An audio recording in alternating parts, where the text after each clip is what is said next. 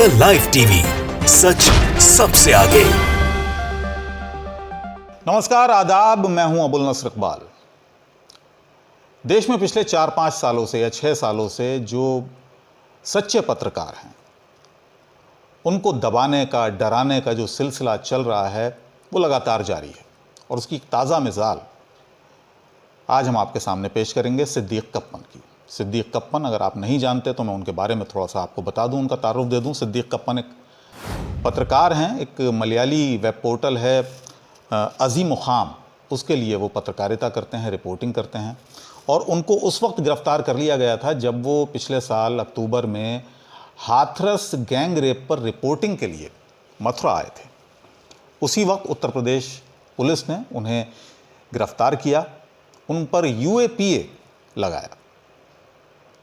काफ़ी कड़ा कानून है। और उन पर आरोप ये लगाया कि वो प्रदेश में जातीय हिंसा के कराने के मकसद से यहाँ आए थे। बाद में उनके लिंक पीएफआई के साथ जोड़ दिए गए। पीएफआई वो संस्था है जिन पर ये आरोप पुलिस के और एजेंसीज़ के हैं कि जितने भी सीए और एनआरसी को लेकर जो प्रदर्शन हो रहे थे, जो प्रोटेस्ट हो रहे थे, उसकी जो फंडिंग करने वाली संस्था थी वो पीएफआई थी। तो ये तमाम आरोप लगाते हुए सिद्दीक कप्पन को गिरफ्तार किया गया पिछले साल अक्टूबर में। और अभी आज हम इसलिए बात कर रहे हैं सिद्दीक कप्पन की क्योंकि उनकी पत्नी की तरफ से, उनके एडवोकेट की तरफ से ये आरोप लगे कि सिद्दीक कप्पन को इलाज ठीक से नहीं मिल रहा है। हम ये भी बता दें आपको कि सिद्दीक कप्पन कोविड पॉजिटिव हैं। उनकी जो रिपोर्ट्स कोरोना की आईं वो पॉजिटिव आईं। और उसके बाद उनकी पत्नी ने यह आरोप लगाया कि उनको सही से ट्रीटमेंट नहीं दिया जा रहा है। अस्पताल में जो उनका बेड है उस पर उनको बांध के रखा गया है, यानी हथकड़ी या बेड़ी से उनको बांध के रखा गया है।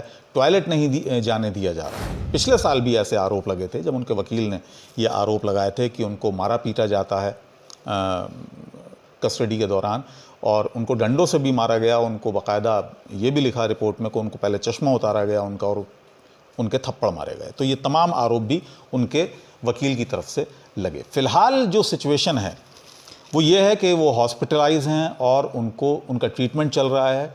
लेकिन उनकी पत्नी ये आरोप लगा रही हैं कि उनको सही से ट्रीटमेंट नहीं दिया जा रहा है। उनको बांध के रखा जाता है, उनका जो बेड है उससे टॉयलेट नहीं जाने दिया जा रहा है 4-4, 5-5 घंटे। तो ये तमाम प्रताड़नाएं वो व्यक्ति झेल रहा है। इसके लिए एक हैबियस कॉर्पस याचिका भी दायर की Kerala union of working journalist ने, जिसकी सुनवाई करते हुए सुप्रीम कोर्ट ने उत्तर प्रदेश सरकार को ये निर्देश दिए हैं कि उनकी हेल्थ रिपोर्ट्स, जो मेडिकल रिपोर्ट्स हैं, वो बुधवार को कोर्ट में जमा करें, पेश की जाएं। इसके अलावा एक लेटर कल पिनाराई विजयन, जो कि केरला के मुख्यमंत्री हैं, उन्होंने अपने काउंटर पार्ट योगी आदित्यनाथ को लिखा और उसमें भी यही बात उन्होंने कही कि ये लेटर आप देख रहे हैं अपने स्क्रीन पर, जो पिनाराई विजयन ने उत्तर प्रदेश के चीफ मिनिस्टर को लिखा है, उसमें भी उन्होंने ये कहा है कि एक डिग्निफाइड मैनर में उनको ट्रीटमेंट दिया जाना चाहिए, जितना बेहतर से बेहतर हो सके। एडिटर्स गिल्ड ऑफ इंडिया ने भी एक लेटर जारी किया है, एक प्रेस नोट जारी किया है और उन्होंने इसे अपने ट्विटर हैंडल पर डाला है कि सिद्दीक कप्पन को लेकर उन्होंने अपने concern editors guild of India ने दिखाए हैं। उसमें भी उन्होंने यही कहा है कि डिग्निटी बरकरार रखी जानी चाहिए एक व्यक्ति की। ट्रायल अपनी जगह है, लेकिन जो उसका हक है वो उसको दिया जाना चाहिए। दोस्तों, ये तो बात हो गई जो सिद्दीक कप्पन के साथ हो रहा है। न जाने ऐसे कितने लोग होंगे जो इस तरह की सिचुएशन के शिकार होंगे जब से सरकार ने ये रवैया अपनाना शुरू किया है कि जो सच्चाई दिखाए उसकी गर्दन पकड़ो और उसको जेल में डालो।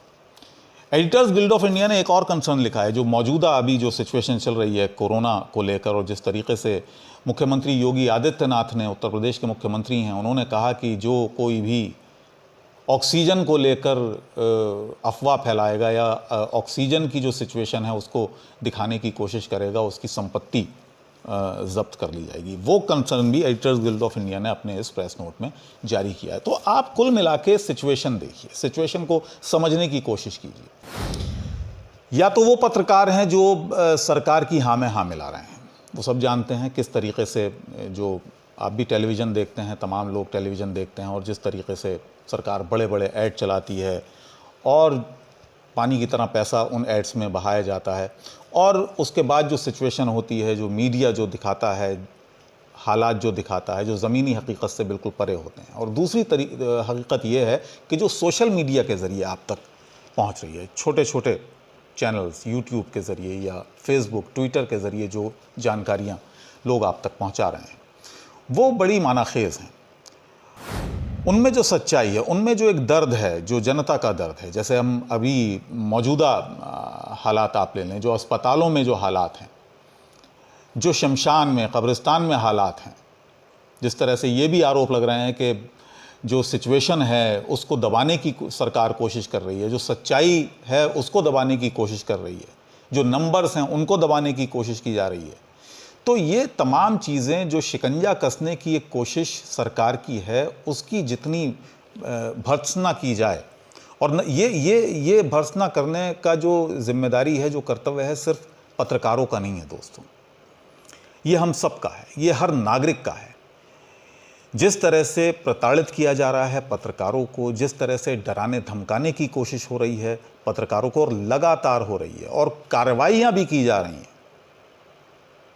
वो अलार्मिंग है। उस पर हमें और आपको सबको सोचना होगा। अगर हम आज नहीं सोचेंगे तो कल अंधकारमय होगा। सरकारें आती जाती रहेंगी, लेकिन जो हमारी विरासत है उसको बरकरार रखना है। जो एक स्वतंत्रता, बोलने की स्वतंत्रता जो संविधान हमें देता है, आपको देता है, उसको बरकरार रखना है। इस बात का बहुत बहुत ख्याल रखिएगा कि जो कुछ आसपास हो रहा है, सरकारें आती जाती रहती हैं, सरकारें, ऐसा नहीं है कि सरकार है तो जो सरकार ने कह दिया वो सच है। दोस्तों, सिद्दीक कप्पन को किस बात की सज़ा मिल रही है, और उन जैसे ना जाने कितने लोग जो सच्चाई दिखाते हैं, सच्चाई लेकर आते हैं, सच्ची पत्रकारिता करते हैं, पत्रकारिता का धर्म निभाते हैं, उनको किस बात की सज़ा मिल रही है? क्या सिर्फ इस बात की कि वो सरकार के आलोचक हैं, सरकार की गलत चीज़ों को एक्सेप्ट नहीं करते, मुखर हो जाते हैं, बताते हैं, लोगों तक पहुंचाते हैं? और सिद्दीक कप्पन के मामले में जो दूसरी चीज़ है कि सिद्दीक कप्पन एक सच्चे पत्रकार भी हैं और एक मुसलमान भी हैं। आखिर में दोस्तों मैं एक ही बात कहूँगा कि सरकार लोग बनाते हैं, लेकिन देश सरकारों को मत सौंपिए। देश की जनता अपने हाथ में रखे। देश किस तरफ जाएगा, देश का भविष्य क्या होगा, ये हमें और आपको अपने हाथ में रखना है, ये सरकारों के हाथ में मत दीजिए। आपसे फिर मुलाकात होगी, तब तक के लिए इजाजत दीजिए। द लाइव टीवी, सच सबसे आगे।